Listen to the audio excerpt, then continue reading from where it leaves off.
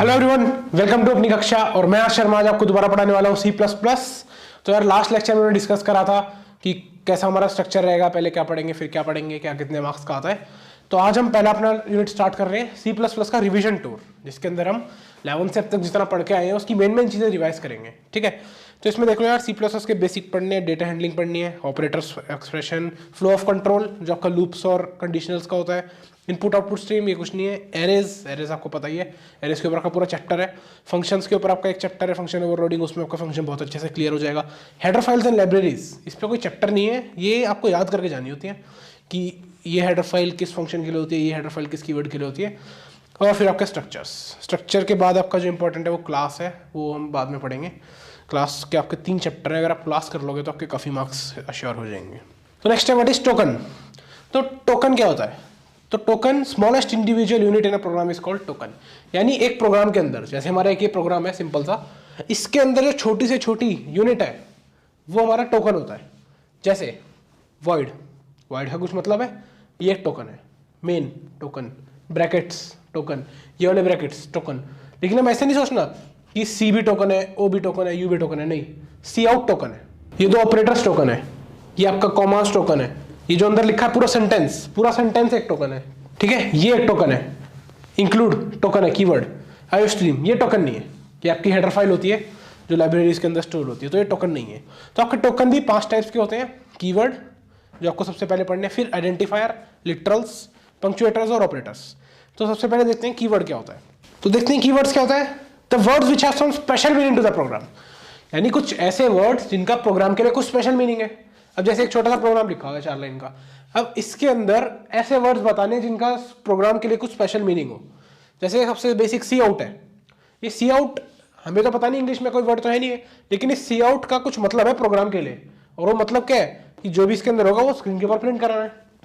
सी out का कुछ special मतलब है, ऐसी मेन का कुछ स्पेशल मतलब है प्रोग्राम के लिए, वॉइड का कुछ स्पेशल मतलब है प्रोग्राम के लिए। तो ये हमारे कीवर्ड हो गए।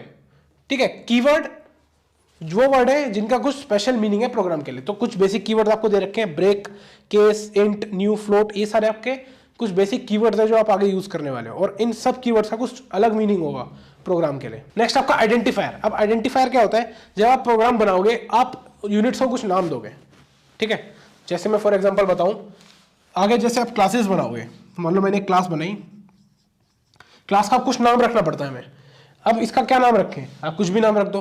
ठीक है, कुछ भी नाम, जैसे मैंने रख दिया मान लो स्टूडेंट। अब ये क्लास वो वाली क्लास नहीं है जो हमारी स्कूल की या कॉलेज की क्लास हो गई, ये अलग क्लास है। ठीक है, सिमिलर है उसके लेकिन अलग है। अब इसके अंदर हमें कुछ भरना पड़ता है, वो हम 4th चैप्टर में सीखेंगे कैसे भरेंगे, और इसी के मार्क्स होते हैं। ठीक है, क्लास स्टूडेंट। अब ये स्टूडेंट क्या है? ये स्टूडेंट क्या है? इस क्लास का नाम हो गया स्टूडेंट। यानी अब जब भी मैं स्टूडेंट बुलाऊंगा तो वो इस क्लास को बताएगा कि एक क्लास है जिसका नाम स्टूडेंट है। ठीक है, क्लास क्या होती है वो बाद में देखना, बहुत इजी टॉपिक है क्लास का। ठीक है, तो हमने नाम दे दिया क्लास को, तो अब ये नाम क्या है? ये इसकी आइडेंटिफिकेशन है, इसकी आइडेंटिटी है, तो ये इसको बोल दिया हमने आइडेंटिफायर है जो इसका नाम बता रहा है। अब ऐसे हम डिफरेंट चीजें बनाएंगे, फंक्शंस बनाएंगे। जैसे आपका एग्जांपल देखो, एक क्लास बना रखी स्टूडेंट, एक इंटीजर बना रखा है जिसका नाम रख दिया हमने एज, एक फंक्शन बना रखा है जिसका नाम है शो डेटा। तो स्टूडेंट, एज और शो डेटा क्या है? ये आइडेंटिफायर्स है, ये इनके नाम है, इन नाम से इनको बुलाया जाएगा। ठीक है, तो आइडेंटिफायर बहुत सिंपल होते हैं। अब जैसे मैंने कुछ नाम रखा स्टूडेंट, तो क्या मैं कुछ भी नाम रख सकता हूं ऐसे? जैसे मैं स्टूडेंट की जगह अगर कोई रूल्स होंगे ना कि मेरे को यही रखना है, या मैं कुछ भी रख दूं, ABCD उल्टा सीधा कुछ भी भर दूं। ठीक है, तो कुछ रूल्स हैं और ये बहुत इंपॉर्टेंट है ये रूल्स। तो नेक्स्ट टॉपिक आपका यही वैलिडिटी ऑफ आइडेंटिफायर्स, बहुत इंपॉर्टेंट है, पेपर में आता है 1 या 2 नंबर में, पहले ही क्वेश्चन दिख जाएगा आपको, पहले क्वेश्चन का पहला पार्ट ही दिख जाता है मोस्ट ऑफ द टाइम। तो वैलिडिटी ऑफ आइडेंटिफायर्स क्या होता है? वैलिडिटी ऑफ आइडेंटिफायर, जैसे मैंने बताया, आइडेंटिफायर के लिए कुछ रूल्स एंड रेगुलेशंस होंगी कि हम इसका कुछ स्पेसिफिक नाम ही रख सकते हैं, या फिर कोई लिमिट के अंदर ही इसका नाम रख सकते हैं। ऐसा नहीं है कि हमने कुछ भी रख दिया। ठीक है, मैं क्लास का नाम कुछ भी रख दूं, क्लास का नाम ये रख दूं, कुछ भी रख दूं, ऐसा नहीं हो सकता। तो कुछ तो रूल्स होंगे, तो वो रूल्स हमारे यहाँ पर दे रखे हैं। पहला रूल है, identifier name can only contain alphabet और अंडरस्कोर, यानी कि जो नाम है ये खाली अल्फाबेट होनी चाहिए इसके अंदर, या फिर अंडरस्कोर होना चाहिए। तो अंडरस्कोर आपका ऐसा दिखता है यार, अंडरस्कोर, तो अल्फाबेट होना चाहिए या अंडरस्कोर होना चाहिए। अगर इसके अलावा कुछ हुआ तो आपका एक्सेप्ट नहीं होगा। ठीक है, तो पहला रूल हो गया, या तो अंडरस्कोर होना चाहिए या आपका अल्फाबेट होना चाहिए। जैसे अगर मैं स्टूडेंट का नाम ये भी लिख सकता हूं, स्टूडेंट साइंस, तो ये इससे वर्ड्स भी सेपरेट हो जाते हैं और हमारा ये वैलिड भी रहता है। ये इनवैलिड नहीं है, वैलिड है, क्योंकि इसमें अंडरस्कोर है। अंडरस्कोर की जगह मान लो अगर मैं खाली स्पेस छोड़ देता तो ये इनवैलिड हो जाता, या फिर मैं आगे डैश लगा देता तो ये इनवैलिड हो जाता, मैं डॉट लगा देता तो ये इनवैलिड हो जाता। ठीक है, तो उस अंडरस्कोर से सेपरेट भी हो गया और आपका ये वैलिड भी है। नेक्स्ट पॉइंट है आपका नेम में कंटेन नंबर्स। नेम के अंदर नंबर भी आ सकते हैं, बट वो नंबर स्टार्टिंग में नहीं आने चाहिए। ठीक है, इसका मतलब क्या है, जैसे मैं लिखता हूं स्टूडेंट साइंस 1, साइंस का पहला स्टूडेंट, इसकी एक क्लास बना रहे हम, तो ये वैलिड है। क्यों? क्योंकि उसमें बोला नंबर आ सकते हैं लेकिन वो स्टार्टिंग में नहीं आने चाहिए। ठीक है, तो जैसे अगर ये लिखा है, क्या मैं इसको ऐसा लिख सकता हूं? मैं इस 1 को क्या स्टार्टिंग में लिख सकता हूं? नहीं, नंबर से स्टार्ट नहीं होना चाहिए, बाकी कहीं भी आ जाए। तो ये आइडेंटिफायर का दूसरा रूल है। तो ये इनवैलिड हो गया क्योंकि नंबर इसमें स्टार्टिंग में है। कहीं बीच में लगा दो, एंड में लगा दो, कितने भी लगा दो, बस स्टार्टिंग में ना हो। स्टार्टिंग किससे होनी चाहिए? या तो अल्फाबेट से या फिर अंडरस्कोर से। थर्ड रूल है आपका 2 identifier of same name are invalid. 2 identifier same name के इनवैलिड है। मतलब कि इसका मतलब क्या है, मान लो मैं पहली क्लास बनाता हूं स्टूडेंट नाम की और दूसरी क्लास भी स्टूडेंट नाम की बना दूं, तो क्या होगा? मान लो मैंने स्टूडेंट नाम की क्लास बनाई, ठीक है, क्या मैं एक और क्लास बना सकता हूं स्टूडेंट नाम की? नहीं। अब मान लो आपके घर में 2 कुत्ते हैं, पहले का नाम आपने कालू रख दिया, दूसरे का नाम भी कालू रख दिया, तो आप किसको कालू बुलाओगे तो कौन सा पहले आएगा? ठीक है, तो यही एम्बिग्युइटी आपकी क्लासेस के केस में हो जाएगी। क्लास, जैसे आपने क्लास बनाई स्टूडेंट, तो आप एक और क्लास स्टूडेंट के नाम की नहीं बना सकते, और एक और क्लास क्या, आप कुछ और भी नहीं बना सकते स्टूडेंट नाम का, चाहे फंक्शन हो, चाहे स्ट्रक्चर हो, चाहे आपका इंटीजर हो, आप कुछ भी नहीं बना सकते स्टूडेंट नाम का। ठीक है, एक केस आएगा जब आप एक इसी नाम का कुछ और बना सकते हो, लेकिन वो हम आगे पढ़ेंगे। ठीक है, फोर्थ रूल, ये इंपॉर्टेंट है, identifier must not be a keyword. अब ऐसा ना हो जो आप नाम दे रहे हो उसका कुछ स्पेशल मीनिंग है। स्पेशल मीनिंग क्या था? कीवर्ड। तो यानी जो हमारा नाम है उसका कुछ स्पेशल मीनिंग नहीं होना चाहिए। और स्पेशल मीनिंग किसके लिए? प्रोग्राम के लिए। और प्रोग्राम के लिए जिसके लिए स्पेशल मीनिंग होता है वो क्या होते हैं? वो हमारे कीवर्ड होते हैं। तो यानी हमें यहां पर कीवर्ड नहीं लिखना कोई। कहीं आपने ऐसा कर दिया, क्लास का नाम रख दिया सी आउट, ठीक है, मान लो आपने क्लास का नाम रख दिया सी आउट, तो इससे हमारा प्रोग्राम फिर कंफ्यूज हो जाएगा। वो पहले आके देखेगा, अच्छा क्लास यानी एक क्लास बन रही होगी, फिर वो देखा सी आउट, क्लास बन रही है, प्रिंट भी कराना है, तो यहां वो कंफ्यूज हो जाएगा। तो इस कंफ्यूजन को दूर करने के लिए जो हमें नाम है वो कभी भी कीवर्ड नहीं देना। जैसे आपने लिख दिया क्लास, उसके बाद आप लिख देते हो मेन, अगेन पहले वो देखेगा क्लास बनानी है, अच्छा मेन तो फंक्शन होता है, अगेन कंफ्यूजन। तो हमें कभी भी कीवर्ड नहीं देना यहां पर, ठीक है, जिसका कोई स्पेशल मीनिंग हो। बाकी हम कुछ भी अपना दे सकते हैं पहले 3 रूल्स के मुताबिक। स्टार्टिंग में नंबर नहीं आना चाहिए और अल्फाबेट और अंडरस्कोर ही होने चाहिए। ये टॉपिक बहुत इंपॉर्टेंट है, इसमें से क्वेश्चन भी आता है, अभी एक क्वेश्चन कराऊंगा मैं इसमें से, वो देखना कैसे होता है। और 5th रूल है, ज्यादा इंपॉर्टेंट नहीं है, उसमें क्या है कि जो आप नाम लिखोगे ना उसकी लेंथ 31 मैक्स होनी चाहिए। तो इंपॉर्टेंट नहीं है क्योंकि इतना लंबा नाम हम वैसे भी नहीं लिखते। ठीक है, and most important, C++ is case sensitive language. इसका मतलब क्या है कि C++ केस सेंसिटिव, केस हमारा वो अपर केस लोअर केस, वो कैपिटल लेटर्स और स्मॉल लेटर में डिफरेंस समझती है। जैसे मैं क्लास बनाता हूं ABC, तो मैं इसी नाम की एक और क्लास नहीं बना सकता, लेकिन C++ केस सेंसिटिव है। इसका मतलब क्या है, मैं इसमें कैपिटल ABC बना सकता हूं, क्योंकि स्मॉल ABC और कैपिटल ABC अलग है। मैं कैपिटल A स्मॉल BC बना सकता हूं, ऐसे मैं कितने भी कॉम्बिनेशन बना लूं, मतलब स्मॉल और कैपिटल में डिफरेंस है, चाहे वो एक का भी क्यों ना हो। अगर मान लो ये बहुत बड़ा नेम है, मान लो स्टूडेंट है, तो मैं स्टूडेंट नाम का और कुछ नहीं बना सकता। लेकिन अगर मैं सिर्फ एक और स्टूडेंट बना दूं जिसमें कोई एक वर्ड भी कैपिटल आ जाए, तो ये दोनों डिफरेंट हो गए, क्योंकि C++ जो है वो स्मॉल और कैपिटल को अलग मानती है। ठीक है, तो ये हमारा इंपॉर्टेंट पॉइंट है और इसी पे मोस्टली क्वेश्चन आते हैं। तो हम देखते हैं इस पे क्वेश्चन कैसे होता है। तो इसमें क्वेश्चन दिया हुआ है, find the correct identifier out of the following. इसमें से बताना है कौन सा करेक्ट आइडेंटिफायर है जो हम यूज कर सकते हैं। तो पहला क्या दिया हुआ है, देखो फॉर। अब सबसे पहले हमें जब हमें वर्ड मिलेगा, आइडेंटिफायर मिलेगा, हमें उसको चेक करना है क्या वो कीवर्ड है। तो फॉर को चेक करो, क्या फॉर कीवर्ड है? फॉर कीवर्ड है बिल्कुल, लेकिन यहां पर जो फॉर है उसमें एक झोल दिया है, देखो उसमें कैपिटल एफ है। और जब भी हम कोडिंग करते हैं कभी कैपिटल वर्ड यूज नहीं करते कीवर्ड्स के लिए। वर्ड में वी स्मॉल, मेन में एम स्मॉल, सी आउट में सी स्मॉल, फॉर में भी एफ स्मॉल होता है। तो अगर जो हमारा वाला फॉर है वो तो ये है, ये कीवर्ड होता है, ठीक है, लेकिन हमें जो दिया है वो कैपिटल एफ वाला दिया है। अब C++ इसको और इसको अलग अलग समझेगी, तो C++ क्या है तो कीवर्ड है ही नहीं, क्योंकि जो कीवर्ड है वो तो स्मॉल एफ वाला है, ये तो कैपिटल वाला है, यानी कीवर्ड नहीं है। ठीक है, पहला रूल सेटिस्फाई। दूसरा रूल क्या था, नंबर से स्टार्ट नहीं होना चाहिए, नंबर से स्टार्ट भी नहीं हो रहा, ठीक है, और कोई स्पेशल सिंबल भी नहीं आना चाहिए, सिर्फ अल्फाबेट या फिर अंडरस्कोर आना चाहिए, तो वो भी है, तो ये एक वैलिड है। Next while. अब वाइल क्या है, वाइल भी एक कीवर्ड है और वाइल इसमें स्मॉल भी दे रखा है, तो यानी वही वाइल है जो हमारा कीवर्ड वाला वाइल है, तो ये कीवर्ड वाला हो गया। और कीवर्ड में जब हम लेते हैं तो इनवैलिड हो जाता है, कंफ्यूज होता है हमारा प्रोग्राम, तो ये इनवैलिड है। इंट भी एक कीवर्ड है, लेकिन यहाँ पर कैपिटल वाला इंट दिया हुआ है, और कैपिटल वाला int is not the small int, और जो छोटा वाला इंट है वो हमारा कीवर्ड होता है, तो यानी बड़ा वाला इंट कीवर्ड नहीं है, ठीक है, तो कीवर्ड नहीं है तो हम इसको यूज कर सकते हैं, वैलिड है। न्यू भी हमारा कीवर्ड होता है, पॉइंटर्स में आप पढ़ोगे, लेकिन इसमें भी न्यू में एन और डब्ल्यू कैपिटल कर रखे हैं, लेकिन जो हमारे कीवर्ड होते हैं वो हमेशा स्मॉल लेटर के होते हैं, तो स्मॉल से अगर कैपिटल लेटर आ जाए तो यानी वो कीवर्ड से मैच नहीं करेगा, और कीवर्ड से मैच नहीं करा तो हम उसको आइडेंटिफायर के लिए यूज कर सकते हैं। डिलीट भी कीवर्ड होता है, न्यू के साथ ही आता है डिलीट, इसको भी आप पॉइंटर में पढ़ोगे। अब डिलीट यहाँ पर स्मॉल दे रखा है और कीवर्ड स्मॉल होते हैं, यानी ये भी कीवर्ड है, और कीवर्ड को हम आइडेंटिफायर में यूज नहीं कर सकते। फर्स्ट नेम, इसमें क्या दिक्कत है, ये कीवर्ड तो है नहीं, ठीक है, क्या नंबर से स्टार्ट हो रहा है, नंबर से स्टार्ट हो रहा है, तो यानी ये इनवैलिड है। अगर ये वन बीच में या एंड में होता तो ये इनवैलिड नहीं होता, ये वैलिड होता। Next, add plus subtract, keyword है, नहीं है। क्या नंबर से स्टार्ट हो रहा है, नहीं, नंबर से स्टार्ट भी नहीं हो रहा। क्या इसमें कोई स्पेशल सिंबल आ गया है, प्लस आ गया है, सिर्फ अल्फाबेट और अंडरस्कोर आने चाहिए थे, लेकिन यहाँ प्लस आ गया है, तो यानी ये भी इनवैलिड है। नेम वन, कीवर्ड है, नहीं है। क्या नंबर से स्टार्ट हो रहा है, नहीं हो रहा। क्या इसमें कोई स्पेशल सिंबल है, नहीं, सब ओके है, ठीक है, ये वैलिड है। नेक्स्ट, क्लास, क्या ये कीवर्ड है, क्लास कीवर्ड है, लेकिन इसमें अंडरस्कोर आ गया तो अभी कीवर्ड रहा नहीं, ठीक है, तो क्या ये नंबर से स्टार्ट हो रहा है, नहीं। क्या इसमें स्पेशल सिंबल है, नहीं, तो ये वैलिड है।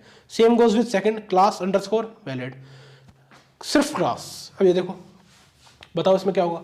क्लास हमारा कीवर्ड है, क्लास अभी बनाई थी हमने, क्लास कीवर्ड है, लेकिन कौन सा वाला क्लास कीवर्ड है, स्मॉल वाला, और यहां पर कौन सा दिया हुआ है, कैपिटल वाला, अगेन, तो ये डिफरेंट हो गए, ये कीवर्ड नहीं है, यानी ये कीवर्ड नहीं है जो हमारा वाला है, ठीक है। अगर ये कीवर्ड नहीं है, इसमें कैपिटल दे रखा है, तो इसको हम आइडेंटिफायर के लिए यूज कर सकते हैं। तो यार इस तरीके से होते हैं वाले क्वेश्चन, और ये इंपॉर्टेंट टॉपिक है, पेपर में आता है हर बार मोस्टली आता है, और इसी की तरह का एक और क्वेश्चन हम करेंगे वो भी आता है, तो इन दोनों में से एक या दो नंबर में कोई भी आ जाएगा, ठीक है। तो इसको प्रैक्टिस करके जाना। स्टेप्स यही है, सबसे पहले चेक करो कीवर्ड है, अगर है तो चेक करो का स्मॉल भी है, अगर पूरा मैच कर गया इनवैलिड। अब मान लो कीवर्ड नहीं है तो फिर चेक करो क्या नंबर से स्टार्ट हो रहा है, नंबर से स्टार्ट हो गया इनवैलिड। नंबर से स्टार्ट भी नहीं हो रहा, सिर्फ अंडरस्कोर और अल्फाबेट है, तो चेक करो क्या कोई स्पेशल कैरेक्टर भी दे रखा है, स्पेशल कैरेक्टर है तो इनवैलिड, नहीं है तो वैलिड। स्पेस भी, कभी कभी हम स्पेस को इग्नोर कर देते हैं, जैसे आपको दे रखा है माय नेम, तो ये इनवैलिड है क्योंकि यहाँ पे स्पेस आ गया, स्पेस भी हमारा इनवैलिड में काउंट किया जाता है, ठीक है। तो नेक्स्ट टॉपिक हमारा लिटरल्स। अब लिटरल्स क्या होते हैं, लिटरल्स होती है हमारी कांस्टेंट वैल्यूज। कांस्टेंट मतलब जैसे कांस्टेंट होता है इसकी वैल्यू चेंज नहीं होती, वैसे अगर हमारे प्रोग्राम के अंदर कोई ऐसी वैल्यू है जिसकी वैल्यू चेंज नहीं हो रही तो वो हमारा लिटरल होता है। जैसे कि ये हमने कुछ लिख रखा है यहाँ पर, ठीक है, इसकी वैल्यू कभी चेंज नहीं होगी, ये वहां प्रिंट करा दिया बस खत्म। अब इसको हम कुछ चेंज नहीं करेंगे ना हम इसको कर सकते, ये प्रिंट होके निकल गया, ठीक है, ऐसे समझ सकते हो आप लिटरल को। अब लिटरल भी हमारे चार तरीके के होते हैं। पहला हो गया इंटीजर कांस्टेंट। इंटीजर क्या होता है हमारा, वही नंबर, नेगेटिव, जीरो, प्लस, लेकिन फ्रैक्शनल पार्ट यानी डेसिमल नहीं होता इसके अंदर, ठीक है। अब इसमें भी तीन टाइप के हैं यार, आपने 11th में पढ़े थे, डेसिमल, ऑक्टल और हेक्साडेसिमल, तो वो आपको नहीं पढ़ने, वो 11th में इंपॉर्टेंट थे, 11th में आता था, उसको क्वेश्चन अब नहीं आता। कैरेक्टर कांस्टेंट, कैरेक्टर कांस्टेंट हो गया आपका कैरेक्टर यानी अल्फाबेट, ठीक है। तो आपका नंबर हो गया इंटीजर, इंट या फिर इंटीजर फुल फॉर्म, इसके अंदर होंगे आपके नंबर्स जैसे कि -2, 0, +34, प्लस ना लगाओ तो भी चल जाएगा, ठीक है। फिर आ गया आपके कैरेक्टर, कैर होती है इसकी शॉर्ट फॉर्म, कैरेक्टर हो गया पूरा, या फिर अल्फाबेट, ठीक है, अल्फाबेट। इससे कुछ एग्जांपल देखो, जैसे आपके दे रखे हैं, एक दे रखा है आपका H, एक अल्फाबेट है, एक कैरेक्टर है, ये हमारा क्या है, कैरेक्टर कांस्टेंट या फिर कैरेक्टर लिटरल, ठीक है।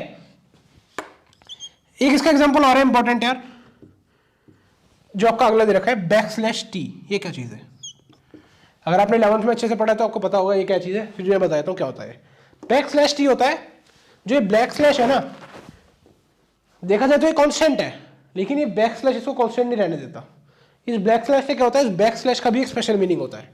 क्या स्पेशल मीनिंग होता है, जैसे ही बैक स्लैश आ जाए तो प्रोग्राम को पता चल जाता है कि इसको एज इट इज नहीं दिखाना, एज इट इज दिखाने का काम वो इन में करता है, इन में करता है। मैं ये लिख रहा हूँ, वो उसको मतलब भी नहीं है क्या लिखा है, हेलो भाई लोग, भाई लोग से उसको मतलब नहीं है, वो उसको ऐसे ही दिखा देगा। लेकिन जब बैकस्लैश आ जाए तो उसको ऐसे ही नहीं दिखाएगा, उसको उससे मतलब है। क्या मतलब है? अब वो चेक करेगा इसके बाद क्या लिखा है, इसके बाद टी लिखा है, तो टी के लिए मतलब ढूंढेगा क्या है, टी के लिए उसको पता है मतलब क्या है, तो टी का मतलब होता है हमारा टैब। ठीक है, टी हमारा टैब के लिए स्टोर्ड है। लेकिन जब बैकस्लैश हो, अगर नॉर्मल टी होगा तो एज इट इज आ जाएगा टी, टी हमारा अल्फाबेट। लेकिन बैकस्लैश टी है जब क्या हो रहा है, वो टैब है। क्यों? बैकस्लैश ने बता दिया कुछ स्पेशल मीनिंग आ रहा है। ठीक है, टैब है। अब मैंने क्या करा, बैकस्लैश एन कर दिया। बैकस्लैश एन क्या होता है? ये होता है आपका न्यू लाइन। न्यू लाइन मतलब कि एक नई लाइन। जैसे बैकस्लैश टी आपका टैब होता है, ये आपका न्यू लाइन होता है। भाई टैब और न्यू लाइन क्या है? जैसे कि अगर मैं एक सेंटेंस लिखता हूं, जैसे मैं अपना हेलो भाई लोग वाला लिखता हूं, हेलो बैकस्लैश टी भाई लोग, तो इससे क्या होगा, बैकस्लैश टी का मतलब है टैब, और टैब क्या करता है, 5 स्पेस छोड़ देता है। तो ये कुछ ऐसा आएगा, मान लो ये स्पेसिस नहीं है, ये भरा हुआ है। ठीक है, हेलो, और ये 5 स्पेस आ जाएंगे, ये हो गया आपका। और ये ऐसे लाइन नहीं आएगी, ये एम्प्टी आएगा। तो मैंने बीच में लगाया था बैकस्लैश टी, और ऐसे खुल जाएंगे, 5 के गैप पे आ जाएंगे। देखो वो होना चाहिए था एज इट इज आ जाता है यहाँ पे, लेकिन वो एज इट इज नहीं आएगा। क्यों? बैकस्लैश का कुछ स्पेशल मीनिंग है। अगर मैं इसको ऐसे ही कर दूं, हेलो बैकस्लैश एन भाई लोग, ठीक है ना भाई लोग, बैकस्लैश एन का मतलब क्या है, न्यू लाइन। न्यू लाइन क्या करेगा, एक तरह से एंटर दबा देगा। एंटर दबाने से क्या होता है, नेक्स्ट लाइन में आता है, न्यू लाइन, नेक्स्ट लाइन, ये आ गया यहाँ। ठीक है, ये आपके लिटरल्स है, इंपॉर्टेंट नहीं है, ये एकदम बेसिक लेवल के। नेक्स्ट हमारा फ्लोटिंग पॉइंट्स। फ्लोटिंग पॉइंट्स क्या होते हैं? तो फ्लोटिंग पॉइंट्स बहते हुए पॉइंट्स नहीं है यार, फ्लोट, और ये बर्गर किंग और आपका मैकडोनल्ड वाला फ्लोट भी नहीं है। ठीक है, फ्लोट या फिर इसको बोलते हैं हम फ्लोटिंग पॉइंट, इसकी फुल फॉर्म हो जाती है। ठीक है, फ्लोटिंग पॉइंट किस लिए होता है? फ्लोटिंग पॉइंट होता है हमारा जो कमी इंटीजर में थी उसको पूरी करने के लिए। इंटीजर में क्या कमी बताई थी कि इंटीजर में डेसिमल वाला पार्ट नहीं आ सकता, फ्रैक्शनल वाला पार्ट नहीं आ सकता, तो फ्लोटिंग पॉइंट के अंदर वो पार्ट आ सकता है। तो ये डेसिमल नंबर्स के लिए होता है फ्लोटिंग पॉइंट। ठीक है, डेसिमल नंबर जैसे कुछ भी ले लो, 4.0, 2.3, 0.004। ठीक है, ये सारे पॉइंट में है। अब इनकी कुछ इनकरेक्ट फॉर्म भी होती है। ठीक है, अब ऐसा तो है नहीं कि ये डेसिमल है तो कुछ भी लिख दोगे, डेसिमल ही डेसिमल भर दोगे, तो ये हमारी करेक्ट फॉर्म है। इनकरेक्ट फॉर्म जैसे 17/2, इसके अंदर डिवाइड आ गया, इनकरेक्ट फॉर्म है। 2.34.8, 2 पॉइंट आ गए, 2 पॉइंट तो आ नहीं सकते, इनवैलिड अगेन। और 13 के बाद कॉमा आ गया यहाँ पे, तो ये भी इनवैलिड है। करेक्टर कॉन्स्टेंट में इनवैलिड कब होगा? जब आप इसके अंदर ही एक से ज़्यादा कर दोगे, मान लो ABC कर दिया, तो ये गलत हो गया। करेक्टर कांस्टेंट एक ही करेक्टर आएगा, एक करेक्टर्स नहीं है, एक ही करेक्टर है, इसमें एक ही अल्फाबेट आएगा, तो ये हमारा इनकरेक्ट है। इंटीजर कब इनकरेक्ट हो जाएगा? जैसे कभी डिवाइड में आपने 0 लगा दिया जैसे, तो ये आपका इनकरेक्ट है। ठीक है, अगर आप इंटीजर के अंदर डेसिमल लगा दोगे तो क्या वो इनकरेक्ट है? जैसे आपने 2.3 लिख दिया, तो क्या इनकरेक्ट है? तो ये इनकरेक्ट नहीं है। इंटीजर के सिर्फ इंटू वाला पार्ट, तो इस पार्ट को हटा देगा, खाली 2 बचा। ठीक है, तो ये इंटीजर हो जाएगा। स्ट्रिंग लिटरल क्या होता है? String is combination of characters. ठीक है, स्ट्रिंग लिटरल क्या है? कॉम्बिनेशन ऑफ कैरेक्टर्स, यानी कैरेक्टर में हमारा सिर्फ एक ही अल्फाबेट आता था, स्ट्रिंग के अंदर पूरा सेंटेंस आ जाएगा, combination of letters, combination of characters. ठीक है, फॉर एग्जाम्पल जैसे अपना चल रहा है हेलो भाई लोग, ठीक है, तो ये हमारी एक सेंटेंस हो गया, स्ट्रिंग हो गई। अब जैसे हमारा कैरेक्टर ऐसे कॉमास में होता था, ये भी कॉमास में होगा, लेकिन ये गलत है। क्यों गलत है? जो स्ट्रिंग होती है वो कभी भी सिंगल कॉमास में नहीं आती, वो हमेशा डबल कॉमास में आएगी, डबल इन्वर्टेड कॉमास में। ये सिंगल इन्वर्टेड कॉमा में आता है, ये डबल इन्वर्टेड कॉमा में आएगा। ये डबल में भी आ सकता है, ये डबल में भी आ सकता है, लेकिन फिर ये कॉन्स्टेंट नहीं बचेगा। ठीक है, अगर आप इसको डबल में करके लिख दोगे ना तो वो भी स्ट्रिंग ही बन जाएगी। ये भी स्ट्रिंग है, दिखने में तो ये लग रहा है कि कांस्टेंट है, सिर्फ एक सिंगल है, लेकिन स्ट्रिंग है। क्यों? ऊपर इसके इन्वर्टेड कॉमा है। तो ये क्वेश्चन आता है हमेशा, बहुत बार आया हुआ क्वेश्चन है कि इसमें और इसमें डिफरेंस क्या है? डिफरेंस यही है कि ये कैरेक्टर कांस्टेंट है और एक स्ट्रिंग है। ठीक है, कैरेक्टर कांस्टेंट में एक ही आता है, ये एक स्ट्रिंग है। और एक मेन डिफरेंस और होता है एक इसके एंड का, वो आगे बताऊंगा। ठीक है, तो ये भी स्ट्रिंग है, ये भी स्ट्रिंग है, तो सिंगल नहीं लगा सकते, सिंगल लगाएंगे तो इनकरेक्ट हो जाएगा। जैसे यहाँ पे आप देख सकते हो अपनी कक्षा जब डबल है तो करेक्ट है, एक मिनट, और जब सिंगल है तो वो इनकरेक्ट हो जाएगा। सिंगल में क्योंकि वो कैरेक्टर कांस्टेंट के लिए होता है, उसमें सिंगल ही आ सकता है। अगला है हमारा पंक्चुएटर्स। पंक्चुएटर्स क्या होते हैं? जैसे हमारी इंग्लिश की पंक्चुएशन होती थी, इसके अंदर commas, full stop, exclamatory sign, कब कौन सा साइन आएगा, जैसे वो हमारी पंक्चुएशन होती थी, C++ में भी हमारी पंक्चुएशन होती है प्रोग्रामिंग की। ठीक है, तो पंक्चुएटर्स आते हैं उसके अंदर। जैसे इंग्लिश की पंक्चुएशन थी वो वैसी पंक्चुएशन यहाँ होगी, तो उन पंक्चुएशन को पूरी करने वाले हमारे पंक्चुएटर्स हो गए। इसमें क्या आएंगे? कॉमाज, फुल स्टॉप, जितने भी जो ग्रामर के होते थे वैसे इसके अंदर आ जाएंगे। ठीक है, इसके सबसे इंपॉर्टेंट जो पंक्चुएटर होते हैं वो होते हैं ब्रैकेट्स, ये वाले ब्रैकेट आपके सी ब्रैकेट्स, करली ब्रैकेट्स, आपके स्क्वायर ब्रैकेट्स। ठीक है, ये बहुत इंपॉर्टेंट होते हैं। अब कौन सा कहाँ यूज होता है, जैसे जैसे प्रोग्रामिंग करते रहोगे आपको पता चलता जाएगा, ये कहाँ यूज होता है, ये कहाँ यूज होता है, ये कहाँ यूज होता है, कॉमा कहाँ यूज होता है, कॉलन कहाँ यूज होता है। ठीक है, जैसे आपको यहाँ पे काफ़ी दे रखे हैं, राउंड ब्रैकेट दे रखे हैं, स्क्वायर ब्रैकेट्स, करली bracket, angled bracket. Angled bracket जो आपके हेडर फाइल में लगते हैं, सेमी कॉलन जो हर लाइन के एंड में लगा देते हैं हम अगर लाइन एंड करनी होती है, कॉमा, कॉमा आपका काफ़ी जगह लगता है, कॉलन, कॉलन आपका काफ़ी जगह लगता है, एस्ट्रिक पॉइंटर में लगता है, इक्वल्स, इक्वल्स की तो बात ही नहीं है, कहाँ कहाँ लगता है, प्री प्रोसेसर डायरेक्टिव ये सबसे ऊपर लगता है। अभी प्री प्रोसेसर डायरेक्टिव आपका 11th में बहुत इंपॉर्टेंट क्वेश्चन था, 12th में इंपॉर्टेंट नहीं है, लेकिन बता देता हूँ होता क्या है। प्री प्रोसेसर डायरेक्टिव मतलब क्या है?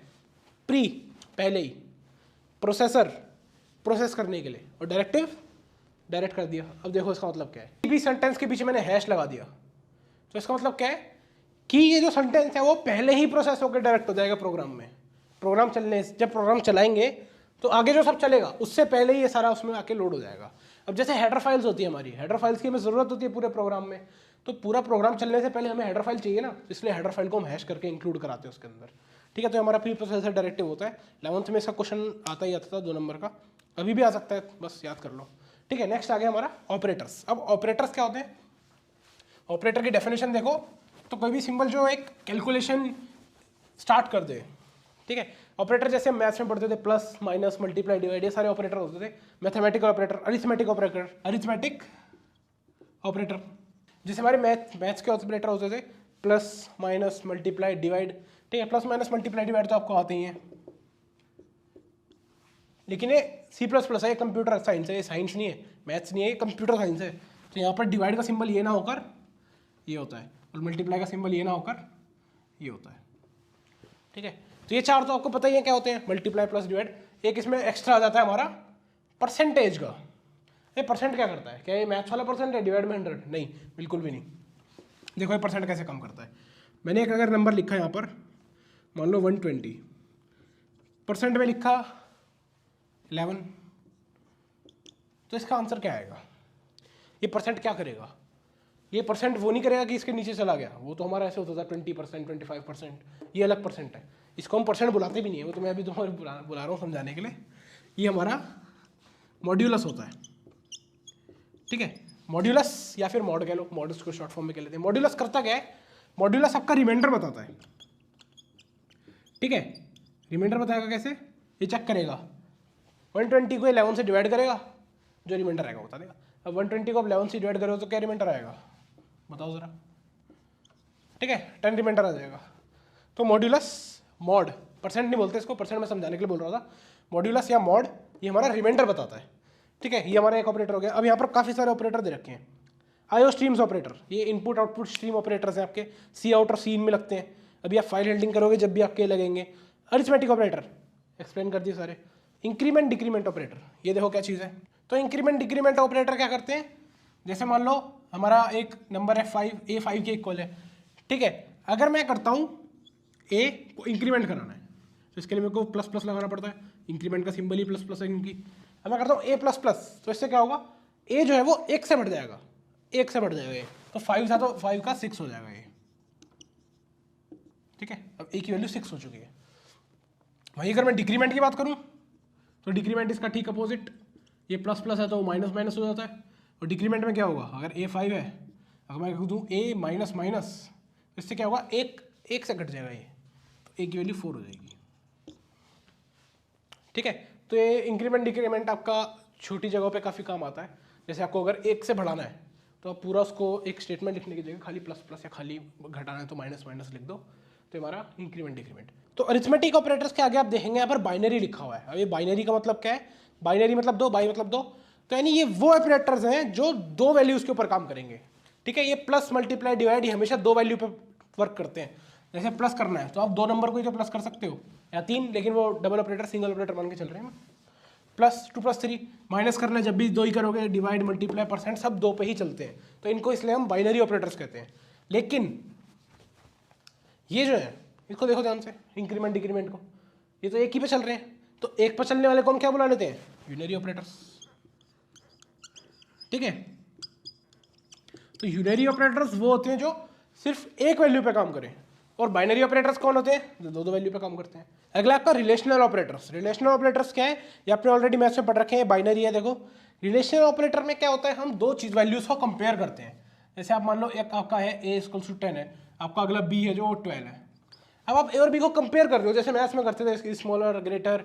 ठीक है, मैं लिखता हूँ a is smaller than b, तो a स्मॉलर देन b है। और देखो ये लॉजिकल ऑपरेटर्स हैं, लॉजिकल ऑपरेटर में लॉजिक मैटर करता है, तो a स्मॉलर देन b है, हाँ यस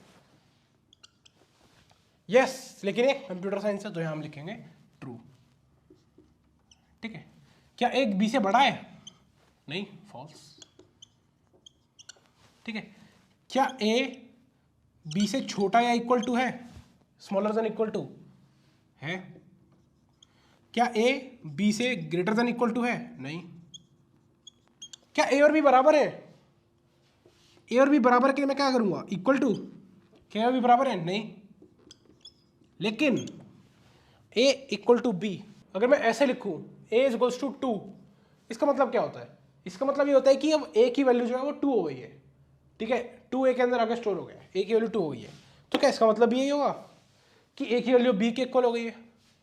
हमें तो यहाँ इन्हें कंपेयर करने आए थे कि कौन इसके आपस में इक्वल है या नहीं। ये तो a क्या हो गया, b की वैल्यू a के अंदर चली गई, a भी 12 बन गया। अब तो हमें तो कंपेयर करना था, ये क्या हो गया? तो उसके लिए हमारे पास सोल्यूशन है डबल इक्वल टू। तो डबल इक्वल टू क्या करता है? कंपेयर करता है। सिंगल इक्वल टू क्या करता है? वो सीधा वैल्यूज की चेंज कर देता है। तो ये क्वेश्चन आता है आपका डबल इक्वल टू और सिंगल इक्वल टू में क्या डिफरेंस है? डबल इक्वल टू क्या है? ये आपका कंपेयर करता है। सिंगल इक्वल टू क्या करता है? आपकी वैल्यू को असाइन कर देता है। तो ये लिख के आना जरूरी है, जब आपको इसमें मार्क्स मिल जाएंगे। एक आपका है नॉट इक्वल टू। क्या ए और बी बराबर नहीं है? ठीक है भाई, नहीं है, ट्रू। तो आपका लॉजिक है ट्रू फॉल्स लॉजिक्स। ठीक है, कंडीशनल ऑपरेटर। कंडीशनल ऑपरेटर हम पढ़ेंगे जब हम कंडीशनल स्टेटमेंट्स पढ़ेंगे, इफ एल्स, ये आप जब तक के लिए बचा के रख लो। और इसको हम बोलते हैं टर्नरी ऑपरेटर्स भी बोलते हैं, कंडीशनल ऑपरेटर्स को। तो हमने लास्ट टोकन भी पढ़ लिया ऑपरेटर। अब स्टार्ट करते हैं डेटा हैंडलिंग से। तो डेटा हैंडलिंग क्या होता है? डेटा को हैंडल करना। ठीक है, डेटा क्या होता है? हमारा कुछ भी इंफॉर्मेशन, उसको हैंडल करना हमारा डेटा हैंडलिंग कहलाता है। तो डेटा हैंडलिंग से पहले हमें यह देखना पड़ेगा कि किस किस टाइप के डेटा हमारे सामने आने वाले हैं। तो उसलिए हम पढ़ रहे हैं डेटा टाइप्स।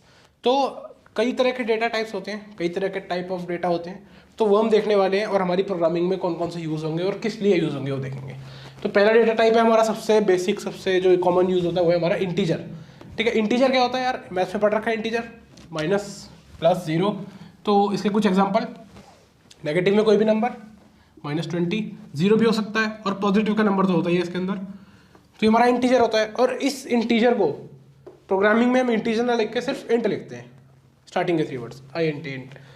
फ्लोटिंग पॉइंट्स क्या होते हैं? अब इसके अंदर जो है हम डेसिमल नहीं लेते, ये पता है इंटीजर के अंदर डेसिमल नहीं होता है, सिर्फ नंबर होता है। तो अगर हमें डेसिमल वाले नंबर की जरूरत पड़े तो उसके लिए हमने एक नया टाइप है, वो है फ्लोटिंग पॉइंट्स, जिसको हम फ्लोट कहते हैं प्रोग्रामिंग के अंदर। ठीक है, फ्लोट कैसा होता है? जिसके अंदर पॉइंट हो, जैसे इन्हीं नंबर के आगे अगर मैं पॉइंट्स लगा दूं तो हमारे फ्लोटिंग पॉइंट्स बन जाएंगे। करेक्टर क्या होता है? जब भी कोई अल्फाबेट आ जाए, ठीक है, वो हमारे करेक्टर में वो माना जाता है। अब सिर्फ अल्फाबेट नहीं, जैसे सिर्फ अल्फाबेट नहीं, इसके अंदर कोई नंबर भी आ सकता है, लेकिन वो सिंगल इन्वर्टेड कॉमास के अंदर होना चाहिए।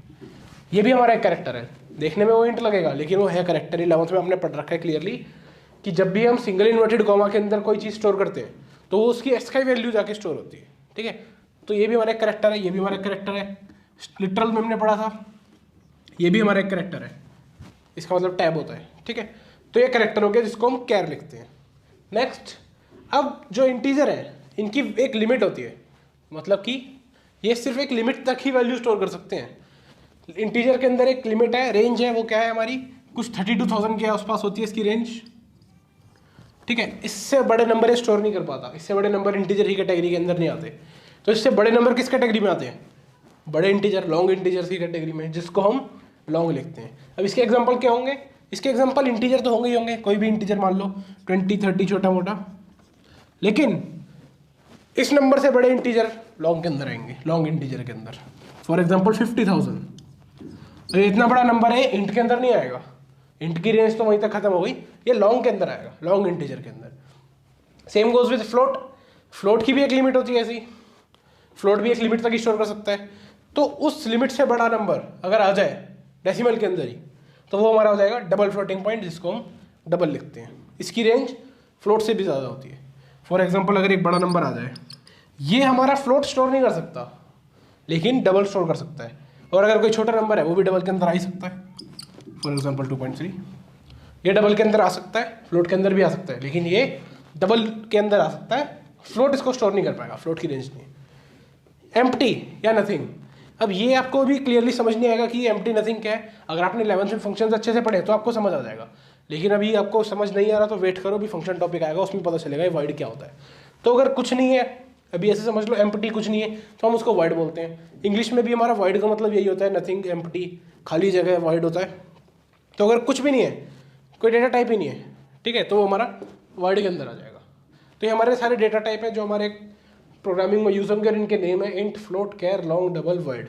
तो हमने देखा इंटीजर का एक लिमिट है, इंटीजर की एक रेंज है कि इससे बड़ा नंबर इंटीजर के अंदर नहीं आ सकता। तो अब क्या ये रेंज हमें याद करनी है, कि सबकी रेंज याद करनी है? नहीं, किसी की रेंज याद नहीं करनी, हमें इन सबका सिर्फ साइज याद करना है। साइज मतलब अगर एक इंटीजर है तो इंटीजर मेमोरी के अंदर कितनी जगह घेरेगा। अगर ये 20 है, ये हमारा मेमोरी के अंदर रखा हुआ है, तो ये कितनी जगह घेर रहा होगा, 1 GB, 2 GB, तो वो हमें देखना है कितनी जगह घेरेगा, तो उसका हमें साइज याद करना पड़ेगा, ठीक है। तो जैसा आप देख सकते हैं यहाँ पर करेक्टर, एक करेक्टर घेरता है 1 बाइट मेमोरी के अंदर। अगर आपका एक करेक्टर है सिंगल, तो ये 1 बाइट घेरेगा मेमोरी के अंदर, ठीक है। अगर आपकी स्ट्रिंग है, क्योंकि आपको पता है स्ट्रिंग करेक्टर की होती कॉम्बिनेशन, तो स्ट्रिंग के अंदर जितने करेक्टर होंगे उतना उसका साइज हो जाएगा, क्योंकि एक करेक्टर का एक साइज है। और एक स्ट्रिंग के अंदर मान लो 3 करेक्टर है, तो स्ट्रिंग का साइज कितना होगा, 3 बाइट्स। यानी मेमोरी के अंदर वो 3 बाइट्स घेर रहा होगा, जैसे एक करेक्टर मेमोरी के अंदर 1 बाइट घेरता है। शॉर्ट इंट और इंट आपका सेम होता है, तो इसके अंदर कंफ्यूज मत होना, शॉर्ट इंट और इंट सेम होता है। हम हमेशा इंट ही यूज करेंगे, शॉर्ट इंट यूज नहीं करेंगे। तो इंट का साइज होता है 2 बाइट्स। इसका मतलब क्या है, अगर आपका एक 20 या कोई भी इंटीजर स्टोर्ड है, तो वो आपका मेमोरी के अंदर 2 बाइट्स की जगह घेर रहा होगा। लॉन्ग इंट, बड़ा इंट, लॉन्ग इंट आपका घेरता है इससे डबल, 4 बाइट्स। सिमिलरली आपका फ्लोट भी 4 बाइट्स घेरता है। फ्लोट 4 बाइट्स क्यों घेरता है, क्योंकि फ्लोट के अंदर 20 के साथ कुछ पॉइंट के बाद भी स्टोर करना है। इसके अंदर खाली समोसा था, इसके अंदर समोसा के साथ चटनी भी आ गई, तो यहाँ पर डबल, ठीक है। अगर आपका फ्लोट का साइज भी डबल कर दिया जाए, फ्लोट का डबल फ्लोट, तो उसका साइज भी डबल हो जाएगा। तो इसका साइज होता है हमारा 8 बाइट्स। और वाइड का साइज कितना होगा, वाइड क्या है, कुछ नहीं है, एम्प्टी पड़ा है तो 0, ये कुछ जगह ही नहीं घेरता क्योंकि खाली है, ठीक है। तो आपको ये साइजेज याद रखने हैं, ये इंपॉर्टेंट है। आपका इंटीजर का 2 बाइट्स होता है, आपका फ्लोट लॉन्ग का 4 होता है, और डबल का आपका 8 होता है। अभी लॉन्ग डबल आपका एक और आता है, जब हम लॉन्ग और डबल को मिक्स कर देते हैं, इससे आपको और बड़ा नंबर बन जाता है, तो उसका साइज होता है हमारा 10, ठीक है। ये आपको याद नहीं करना है, 10 इंपॉर्टेंट नहीं है, बस देख लो एक बारी। इंपॉर्टेंट आपका कैरेक्टर का है, इंट का है, लॉन्ग, फ्लोट और डबल का। Next is data types, derived data types. तो जो हमने अभी देखे थे हमारे pre defined data types. Pre defined data types मतलब जो ऑलरेडी डिफाइंड है, प्रोग्राम को पता है कि उसका मतलब क्या है, इंट का मतलब यही है, कैरेक्टर का मतलब यही है। लेकिन अब हम देखेंगे derived data types. Derived data types क्या होते हैं हमारे? डिराइव्ड डेटा टाइप्स वो डेटा टाइप्स हैं जिनको हम अपने हिसाब से थोड़ा बहुत चेंज कर सकते हैं। वो डिफाइंड तो ऑलरेडी है, लेकिन उनको हम थोड़ा बहुत अपने हिसाब से चेंज कर सकते हैं। जैसे कि आपका पहला एग्जांपल है एरेज। अब एरेज क्या होता है? Name list of finite numbers. मान लो आपको 5 इंटीजर चाहिए, ठीक है, आपके 5 इंटीजर हैं, अगर आप उनको एक साथ रख दोगे तो वो एरे हो जाएगा, ठीक है। अब मान लो आपको एक प्रोग्राम के अंदर 5 बच्चों के मार्क्स चाहिए, ठीक है, तो आप उसके लिए एक एरे बना दो। एरे बनाना हम देखेंगे कैसे बनती है, और उस एरे के अंदर आप 5 के नंबर रख दो। अब मान लो आपको 1000 बनाने अलग अलग, तो क्या 1000 एक एक करके लिखोगे? उससे बढ़िया एक एरे, उसको सीधा बता दो 1000 का है, एक लाइन में आपका जो 1000 लाइन का था वो कोड सिंपल हो जाएगा। और एक प्लस पॉइंट और है एरे का, एरे के अंदर आप जो भी बनाओगे, अगर एरे के अंदर आपके 5 इंटीजर हैं तो वो मेमोरी के अंदर भी 5 एक साथ रखे होंगे, अभी जब हम वेरिएबल पढ़ेंगे, जब आप देखना मेमोरी का कितना बड़ा लोड होता है, एरे के अंदर जो रखे होते हैं वो एक साथ रखे होंगे, लेकिन अगर नॉर्मली बनाओगे तो मेमोरी में कहीं भी रैंडमली बिखर जाएंगे। ठीक है, नेक्स्ट आपका स्ट्रिंग। स्ट्रिंग क्या होता है? स्ट्रिंग आपकी कैरेक्टर की एरे होती है, स्ट्रिंग हम पढ़ चुके हैं, एक्सप्लेन करने की जरूरत नहीं है। फंक्शन आपका क्या होता है? फंक्शन आपका एक होता है block with a name a mini program, यानी कि एक छोटे से प्रोग्राम की तरह होता है। जैसे फंक्शन में आपको थोड़ा सा कोड लिखोगे और फिर वो कोड आपको बार बार लिखने की जरूरत नहीं है। ठीक है, आप उस फंक्शन का नाम लिखोगे तो पूरा कोड अपने आप रन होगा। फॉर एग्जाम्पल, अगर मैं एक कोड लिखता हूं,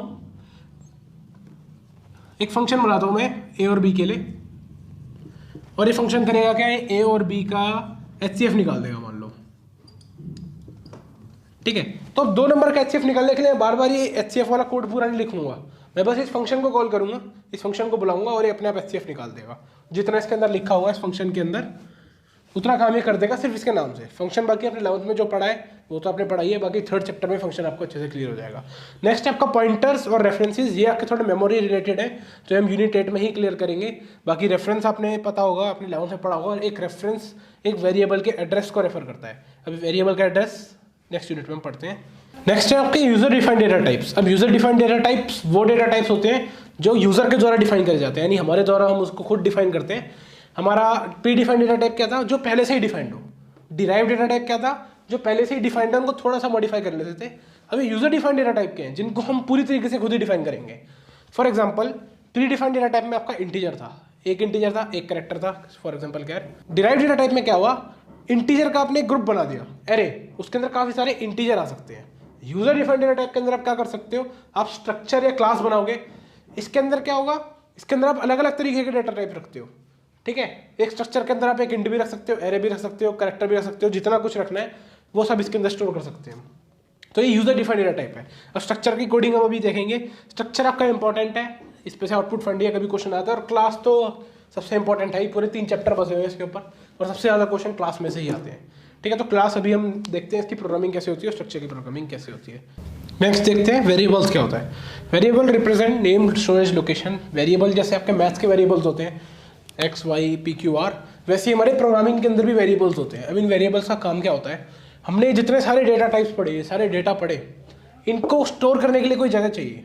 ठीक है, मेमोरी के अंदर हम ऐसे ही फेंक नहीं सकते इनको, एक पर्टिकुलर जगह चाहिए जिसके अंदर हम बाद में भी जा सकें अगर कभी जरूरत पड़े उस डेटा की। तो वो जगह हमारा वेरिएबल होता है। ठीक है, फॉर एग्जाम्पल मेरे को एक इंटीजर कहीं पे स्टोर करके रखना है। ठीक है, मेरे को एक इंटीजर नंबर चाहिए अपने प्रोग्राम में, मान लो एज चाहिए एक स्टूडेंट की, उसको मुझे स्टोर करके रखना है। अब मैंने एक इंट बनाया, जैसे मैंने बताया था प्रोग्रामिंग में इंटीजर को इंट लिखते हैं, तो उसका नाम दे दिया कुछ, जैसे एज, और ये नाम ये क्या था? हमारा आइडेंटिफायर।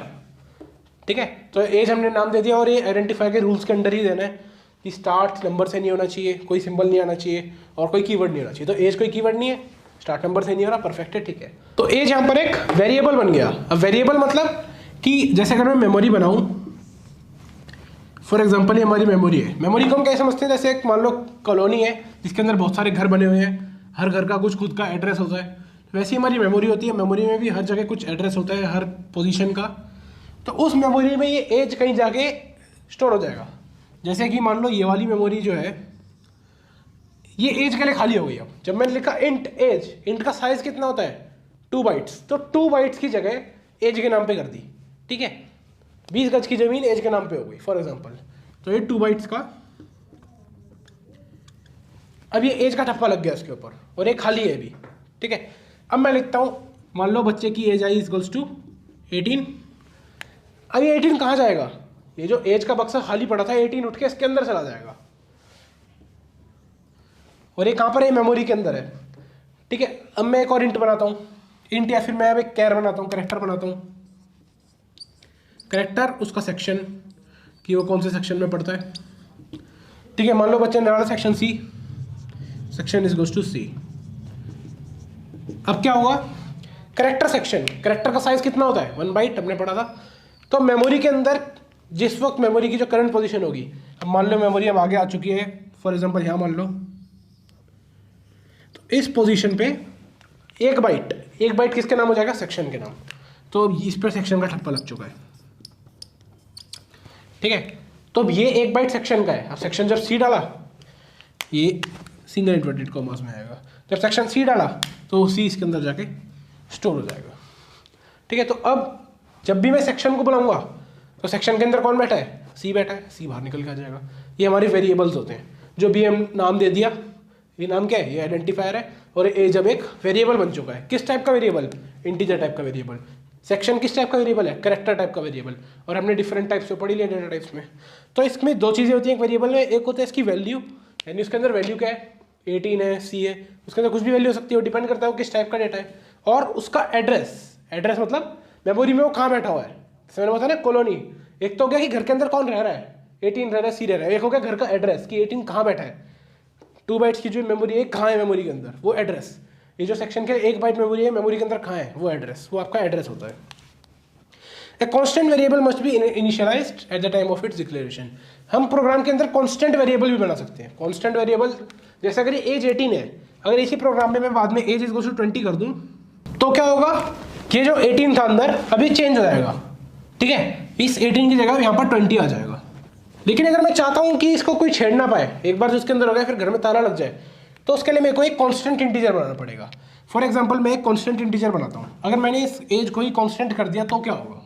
अब मैंने कांस्टेंट इंटीजर बना दिया है एक एज, कांस्टेंट मतलब ये चेंज नहीं होगा, तो मैंने एज इक्वल टू 18 करा तो प्रोग्राम एरर दे देगा। क्यों, मैं यहाँ पर इसको चेंज करने की कोशिश कर रहा हूँ, ठीक है, यहाँ पर मैं इसको चेंज करने की कोशिश कर रहा हूँ तो यहाँ पर ये एरर देगा, तो वो ठीक कैसे होगा। तो इसीलिए यहाँ पर लिखा है constant variable must be initialised at the time of declaration.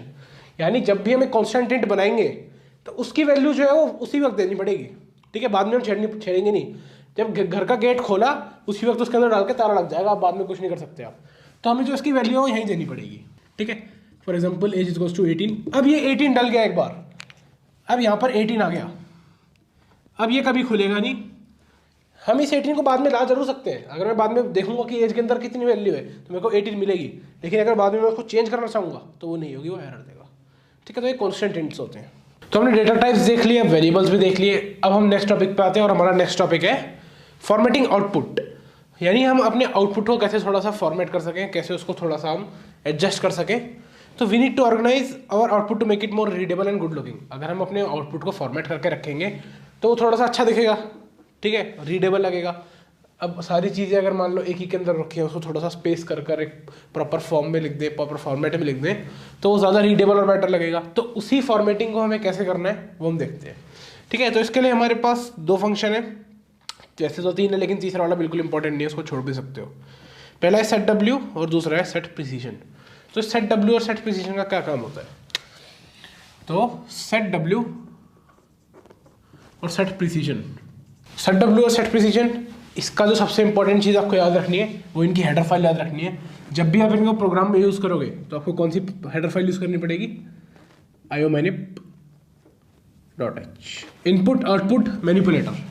तो ये हेडर फाइल यूज़ करनी पड़ेगी और इसका क्वेश्चन भी मोस्टली यही आता है, किसी प्रोग्राम में ये यूज़ हो रहे हैं तो बताओ कौन सी हेडर फाइल लगेगी, तो आपको iomanip.h लिख के आना होगा, ठीक है। अब इसको एक बार प्रोग्राम के थ्रू देखते हैं कैसे वर्क करेगा। तो मैंने प्रोग्राम खोल लिया, अब हम एक बेसिक सा प्रोग्राम लिखते हैं सिंपल आउटपुट का।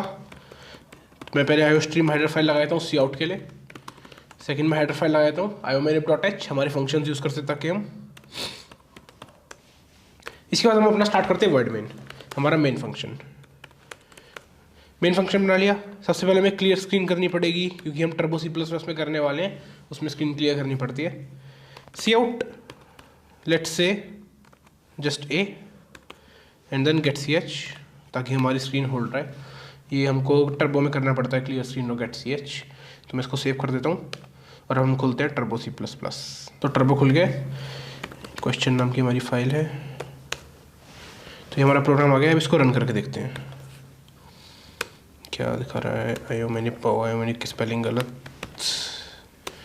और क्या, अच्छा हाँ, गेट ch और conio.h के लिए आपको एक न्यू हेडर फाइल लगानी पड़ेगी आपकी conio.h, ठीक है। हमारा ए आ गया जैसा हमें होना चाहिए था जैसा। अब मैं इस ए को थोड़ा सा अगर आगे खिसकाना चाहूँ, या तो मेरे को यहाँ पर ऐसे स्पेस देने पड़ेंगे तभी आगे आएगा, लेकिन ये थोड़ा सा दिखने में ठीक नहीं लग रहा है। तो मैं क्या कर सकता हूँ, ये सारा स्पेस हटाकर सेट डब्ल्यू का यूज़ कर सकता हूँ। सेट डब्ल्यू क्या करता है, सेट डब्ल्यू के अंदर आप कुछ वैल्यू डालोगे, सेट डब्ल्यू के अंदर मान लो मैंने 5 डाल दिया, तो ये क्या करेगा, मेरे को इसको सी आउट के बीच में रखना पड़ेगा, ठीक है। सेट डब्ल्यू पहले सी आउट कराऊंगा मैं, उसके बाद अब मैं जो भी सी आउट कराऊंगा वो 5 से आगे खिसक जाएगा। ठीक है, फॉर एग्जांपल मैं h कराता हूँ सी आउट, तो क्या होगा, h को ये 5 आगे खिसका देगा। ठीक है, एक बार हम प्रोग्राम में देखते हैं कैसे करेगा ये। जैसे हमने a लिखा है, अब इस a को आगे खिसका के देखते हैं क्या होता है। तो मैं यहाँ पर a से पहले सेट w 5 सी आउट करा देता हूँ, तो ये हमारा 5 आगे खिसक गया। एक मैं normal A B C out करा लेता हूँ ताकि हमें डिफरेंस पता लगता रहे। ठीक है, और एक न्यू लाइन।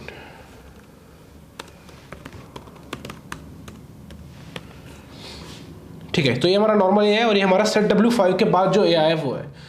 कुछ और वर्क देखते हैं सेट डब्ल्यू कैसे वर्क करता है। जैसे मैं लिखता हूँ cout set W set suppose 10, और इसके अंदर मैं कोई सेंटेंस लिखता हूँ जैसे कि अपना हेलो भाई लोग, और इसको एक बार नॉर्मली भी लिख के देखते हैं। मैं इसको 10 की जगह पर 20 कर देता हूँ, आपको बेटर समझ आएगा। ठीक है, ये वाले सेंटेंस से भी हटा देते हैं, और इसके बाद मेरे को एक न्यू लाइन भी चाहिए। ठीक है, इसको रन करके देखते हैं। तो अब 20 पोजीशन से आगे खिसका हुआ लग रहा है क्या ये आपको? अगर आप ध्यान से देखोगे तो ये सिर्फ HELO 5 और B 6 और एक स्पेस 7, ये सिर्फ 7 पोजीशन आगे खिसका है। और सेट डब्ल्यू में हमने 20 डाला था, तो ये क्या हुआ? तो सेट डब्ल्यू का इंपॉर्टेंट पॉइंट आपको ये भी देखना है। सिंगल में तो ईजिली वर्क कर जाता है। अब मान लो अगर कोई बड़ी स्टेटमेंट है, सेट डब्ल्यू फॉर एग्जाम्पल मैंने अभी करा सेट डब्ल्यू 20 और सेंटेंस था हमारा हेलो भाई लोग। तो ये करना क्या चाहिए था, इसको हेलो भाई लोग को 20 से आगे खिसका देता, लेकिन ये जो 20 से आगे खिसकाता है वो स्टार्टिंग से नहीं खिसकाता। मतलब कि ऐसा नहीं होगा कि पहले 20 जगह छोड़ेगा फिर हेलो भाई लोग लिखना स्टार्ट करेगा। ये सबसे राइट वाली टर्म को 20 आगे पहुंचा देगा, यानी इस जी को ये 20 आगे पहुंचाएगा। मतलब कि जैसे नॉर्मली अगर ये ऐसे लिखा था, तो अब सेट डब्ल्यू 20 लगाने के बाद ये जो जी है ये 20 प्लेसेस आगे खिसकेगा। ठीक है, तो 1 2 3 4 5 6 7 8 9 10 11 12 13 14 15 16 17 18 19 20, और इसके पीछे अपना बाकी का एज इट इज आएगा। तो ऐसा कुछ आउटपुट आना चाहिए। और अगर हम इसमें देखें तो सेम कुछ ऐसे ही आउटपुट आ रहा है। तो ऐसा रीज़न यही है क्योंकि जब हम सेट डब्ल्यू लगाते हैं ये लेफ्ट मोस्ट पे वर्क नहीं करता, ये लेफ्ट मोस्ट को नहीं राइट मोस्ट के ऊपर वर्क करता है। ये जी को 20 आगे खिसकाएगा। मैं 20 लिख रहा हूँ तो इसका मतलब ये नहीं है कि पूरा 20 आगे खिसक जाएगा। इसका मतलब ये है कि जो जी है ये 20 पे पहुँच जाएगा। ठीक है, ये सेट डब्ल्यू का इंपॉर्टेंट पॉइंट है। वैसे इतना पूछेंगे भी नहीं, मेन क्वेश्चन तो यही आता है, लेकिन फिर भी आपको वर्किंग आनी चाहिए सेट डब्ल्यू की। सेट डब्ल्यू के बाद हमारा आता है सेट प्रिसीजन। यहाँ पर देखो सेट डब्ल्यू के कुछ एग्जांपल्स दे रखे हैं। सी आउट 238, इससे 238 प्रिंट हो जाएगा। सेट डब्ल्यू 5 देन 238, तो इससे क्या होगा? अब मैंने क्या करा, सेट डब्ल्यू 5 कर दिया। मैं इसको हटा देता हूँ। सेट डब्ल्यू 5 एंड देन 238, तो इससे क्या होगा? राइट मोस्ट को 5 पे पहुंचा देगा ये। अगर नॉर्मली ऐसा आता तो अभी कैसे आएगा, जो 8 आए 5th पे पहुंच जाएगा। तो 1 2 3 4 5 यहाँ आ जाएगा 8, और ये कुछ ऐसा प्रिंट होगा। ठीक है, ये 5 लिखा है लेकिन ये खिसकेगा 2 ही आगे। क्यों? क्योंकि 8 पहुंचेगा 5th पे। अगला देखो इसका सेट डब्ल्यू 3 238, ये इंपॉर्टेंट है। वैसे अब तक तो आप समझ ही गए होंगे कि सेट डब्ल्यू 3 से होगा क्या। अगर नहीं समझे तो देखो, सेट डब्ल्यू 3 इसका मतलब क्या है? राइट मोस्ट वाला यानी 8 वो 3rd पोजीशन पे पहुंच जाएगा। तो नॉर्मली अगर ऐसे आता तो अब कैसे आएगा? 8 कहाँ पहुंचेगा? 3rd पोजीशन पे 1 2 3, तो यानी अभी भी एज इट इज ही आएगा। ठीक है, सेट डब्ल्यू 3 राइट मोस्ट का उसने 3 पे पसंद था, तो ऑलरेडी 3 पे है, तो उसमें कोई चेंज ही नहीं आया। अब हम देखते हैं सेट प्रिसीजन क्या होता है। सेट प्रिसीजन जैसा नाम बता रहा है ये हमारा प्रिसीजन के लिए होता है, प्रिसीजन एक्यूरेसी। तो जब भी हम कोई फ्लोट नंबर लेते हैं उसके अंदर डेसिमल्स की प्रिसीजन को चेंज करने के लिए हम सेट प्रिसीजन यूज़ करते हैं। डेसिमल की प्रिसीजन क्या होती है? जैसे हम मैथ्स में पढ़ते थे, up to 3 decimal places, up to 4 decimal places, कोई भी नंबर। जैसे कि मेरा कोई नंबर है 10/3, मेरे को इसकी वैल्यू बतानी है अप टू 3 डेसिमल प्लेसेस, तो 3 डेसिमल प्लेसेस तक ये हो गया। अगर मेरे को उसकी वैल्यू बतानी है अप टू 5 डेसिमल प्लेसेस, तो ये 5 डेसिमल प्लेसेस हो गया। अप टू 2 डेसिमल प्लेसेस, तो खाली डेसिमल के बाद 2 ही दिखाएंगे। तो अगर मेरे को ये वाली फॉर्मेटिंग करनी है कि कहाँ तक, इतने डेसिमल प्लेसेस तक, कितने डेसिमल प्लेसेस तक, तो उसके लिए मैं यूज़ करूँगा सेट प्रिसीजन। तो अब देखते हैं प्रोग्रामिंग में ज़रा सेट प्रिसीजन कैसे यूज़ होता है। मैं कोड लिखने के लिए खोल लेता हूँ, ये आ गया। अब इसके अंदर हम अपना सेट प्रिसीजन के लिए कोड लिखते हैं। तो उससे पहले हम एक फ्लोट ले रहे हैं, लेट सपोज फ्लोट ए, और इसकी वैल्यू हम ले लेते हैं 23.47 लेट सपोज, ठीक है। तो हम इसको सी आउट कराते हैं। सी आउट करेंगे तो नॉर्मली होगा, इसमें तो कोई डाउट है नहीं। अब मैं इसको सेट प्रिसीजन के साथ सी आउट कराने की कोशिश करूँगा। सेट प्रिसीजन लेट सपोज मैं 1 तक कराता हूँ, up to 1 decimal place and then A and then new line. मैं इसको सेव करके अब टर्बो में खोल लेता हूँ। तो मैंने खोल लिया यहाँ पे टर्बो में। अब सबसे पहले मैं हेडर फाइल लगा देता हूँ गेट सी एच और हमारे conio dot H clear screen के लिए, so hash include conio dot H, ठीक है। अब यहाँ पर फ्लोट है, हमने इसको सी आउट कराया 23.67 को, न्यू लाइन एंड देन इसको 1 तक, अप टू 1 डेसिमल प्लेस तक हमने इसको राउंड ऑफ करा दिया एंड देन न्यू लाइन।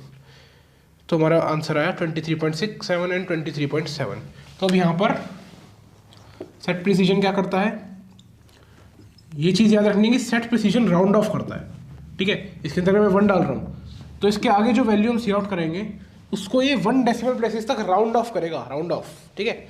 जैसे हमारा यहाँ पर था 23.67 था, हमने सेट प्रिसीजन में 1 डाला, तो इसको 1 डेसिमल तक यानी यहाँ तक राउंड ऑफ कर देगा। राउंड ऑफ कैसे, अभी राउंड ऑफ कैसे करते थे, 7 5 से बड़ा होता है, अगर ये 5 से बड़ा है तो इसको 1 से बढ़ा देते थे, तो ये 6 की जगह 7 हो जाता था, तो ऐसे राउंड ऑफ हो गया, ठीक है। अब इसमें एक छोटी वैल्यू डाल कर देखते हैं ज़रा, जैसे यहाँ पे 23.67 की जगह 23.65 कर देते हैं। अब मैंने इसको प्रिंट कराया 23.65 नॉर्मली आएगा। अब जब इसकी राउंड ऑफ होने की बारी आएगी, अब ये 5 से बड़ा तो नहीं है, 5 ही है, तो ये 1 से बढ़ने की जगह एज इट इज़ रहेगा, तो ये राउंड ऑफ हो गया, ठीक है। तो जितना यहाँ पर देंगे उतनी डेसिमल प्लेसेस तक ये राउंड ऑफ हो जाएगा। इसका एक इंपॉर्टेंट पॉइंट और देखते हैं, जैसे अगर मैं लिख दूँ कि हमारा नंबर तो सिर्फ 2 का है, 23.65 हमारा नंबर है, जैसे इसमें दे रखा है ये नंबर हमारा सिर्फ इतना है, लेकिन मैं इसको राउंड ऑफ करा दूँ अप टू इससे बड़े डिजिट 5 तक 6 तक, तब क्या होगा, तब कुछ नहीं होगा, ये जैसा था वैसा ही रहेगा, क्योंकि इसके आगे और डिजिट है नहीं, इसमें खाली 2 डिजिट है, 5 तक इसको राउंड ऑफ कैसे करें, तो इसको एज इट इज ही छोड़ देगा। अब सेट प्रिसीजन आपका कंपाइलर टू कंपाइलर डिफर करता है। टर्बो में आपका किसी तरीके से चलता है, टर्बो में आपका अगर डेसिमल को राउंड ऑफ करता है, किन्हीं कंपाइलर में यहाँ से स्टार्ट होता है, यहाँ से राउंडिंग ऑफ स्टार्ट करता है, किसी कंपाइलर में आपका जो सेट एफ होता है, जैसे हमारा टर्बो में सेट एफ यूज़ करना पड़ता है इसको राउंड ऑफ करने के लिए, किसी कंपाइलर में बिना सेट एफ के ये राउंड ऑफ हो जाता है। तो इसलिए सेट प्रिसीजन से आपका डायरेक्ट क्वेश्चन नहीं आता कभी, सेट प्रिसीजन का डायरेक्ट क्वेश्चन ये नहीं आएगा, आउटपुट फाइंडिंग का कभी नहीं आएगा। एरर का आ सकता है, जैसे यहाँ पर कोई अलग ऑपरेटर लगा दिए, इसको सी आउट से अलग से लगा दिया, या फिर इसकी हेडर फाइल, मोस्ट प्रोबेबली आपका हेडर फाइल का ही आता है। सेट डब्ल्यू सेट प्रिसीजन दे देंगे, एक प्रोग्राम है छोटा सा, जैसे हमारा ये प्रोग्राम है, ये प्रोग्राम दे दिया, अब इसके अंदर हमें ये लाइन नहीं देंगे, आपको ये लाइन हटा देंगे, तो आपको बताना है कि इसमें कौन सी हेडर फाइल लगेगी। तो उसके लिए आपको क्या करना है, देखना है, यहाँ पे आपने देखा सेट प्रिसीजन लगा हुआ है, सेट प्रिसीजन की कौन सी हेडर फाइल होती है, iomany.h, ठीक है। तो ये हमारे हो गए फॉर्मेटिंग आउटपुट। फॉर्मेटिंग आउटपुट में से आपका हेडर फाइल का ही क्वेश्चन आएगा और मोस्ट प्रोबेबली एरर फाइंडिंग का, इन दो से बाहर नहीं आएगा, तो आपको ये देख के जाना है। फिर आपका सेट एफ आता है, सेट एफ आपका इंपॉर्टेंट नहीं है, ये आपका बुक में दे रखा है लेकिन सिलेबस में नहीं है। और एक चीज़ ये देखो, सेट प्रिसीजन जो होता है वो राउंड ऑफ करता है वैल्यू को, लेकिन अगर हम सेट एफ यूज़ करेंगे तो उसके बाद वो राउंड ऑफ नहीं करेगा। तो सेट एफ को पढ़ना नहीं है, तो आपको बस इसकी हेडर फाइल याद करनी है और जो मैंने बताया वो करना है। टाइप कास्टिंग, टाइप कास्टिंग बहुत इंपॉर्टेंट है यार, हमेशा मेरे ख्याल से कॉलेज में भी पूछा जाता है, 11th में भी आता है, 12th में भी आता है, आपका पाइथन में भी आता है, आपके पेपर में भी अगर कहीं टाइप कास्टिंग होगा तो पूछा जाएगा। तो type casting exam point of view से बहुत इंपॉर्टेंट है और प्रोग्रामिंग पॉइंट ऑफ व्यू से भी इंपॉर्टेंट है। तो सबसे पहले देखते हैं अब टाइप कास्टिंग होता क्या है।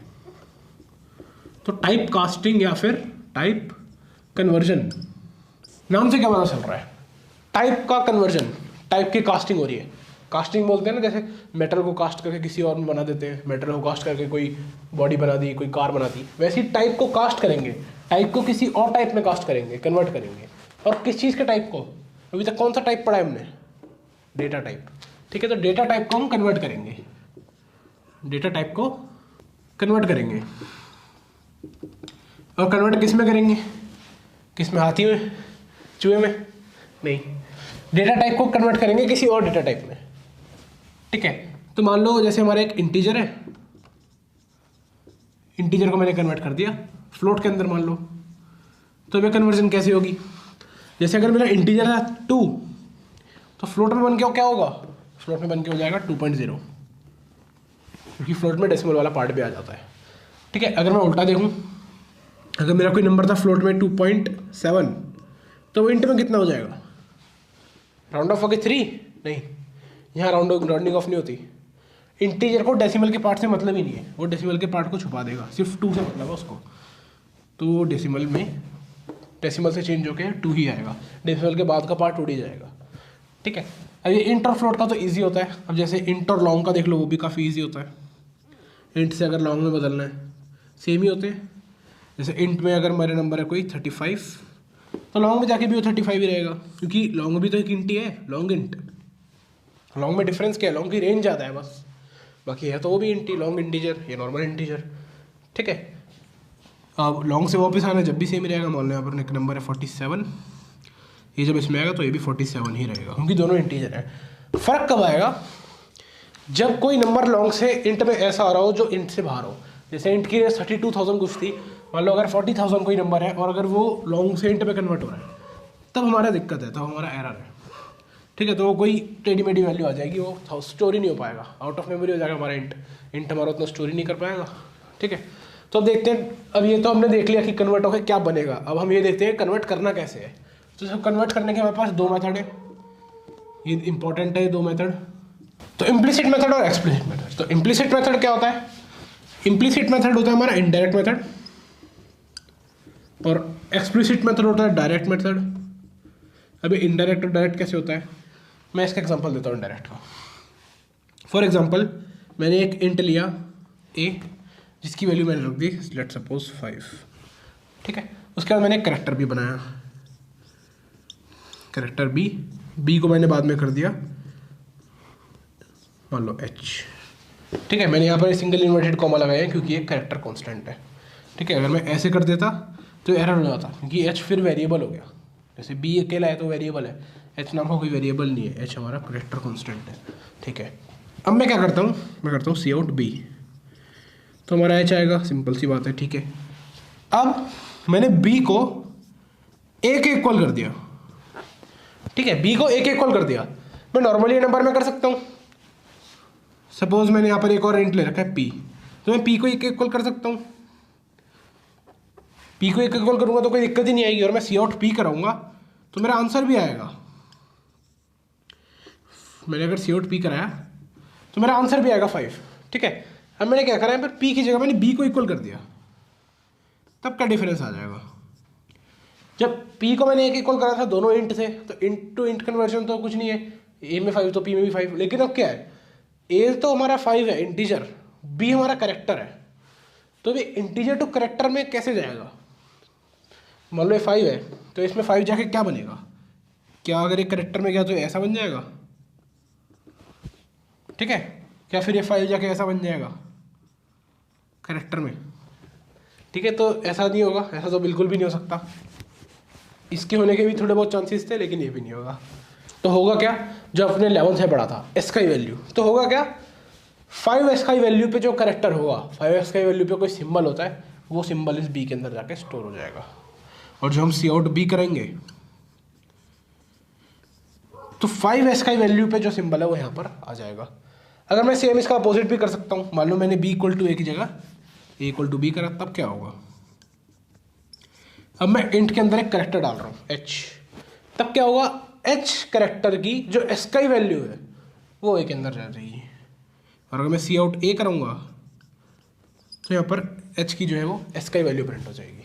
तो s का वैल्यू अगर आपको पता है तो बहुत बढ़िया, नहीं पता तो भी बहुत बढ़िया, आनी तो है नहीं।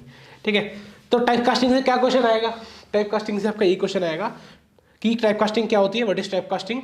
और अगर वो पूछते हैं कि explain the different types of type casting, तो आपको बताना है इम्प्लिसिट एक्सप्लिसिट। अगर नहीं पूछते तो भी बताना है। ठीक है, इम्प्लिसिट एक्सप्लिसिट।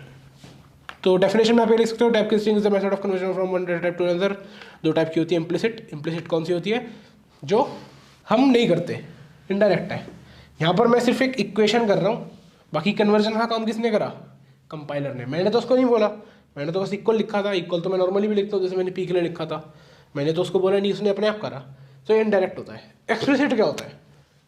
एक्सप्लिसिट होता है डायरेक्ट, जिसके अंदर मैं बोलूँगा कर इसको, ठीक है। इसके अंदर मैंने कहीं बोला नहीं था डायरेक्टली, इसके अंदर मैं डायरेक्टली बोलूँगा कर। कैसे बोलूँगा?